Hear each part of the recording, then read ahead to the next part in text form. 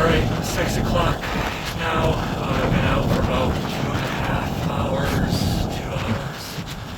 And I've noticed like the wind is starting to blow a lot more, the snow is falling a lot more. Just it seems like it's getting much harder to see while driving, and also it's piling up really quick now, so I'm glad I went out when I did and finished this round and go home and rest, and then I'll come back out. I'll probably have to take care of Powder Ridge, and then I'll come back out when it's done at 3-ish. But right now visibility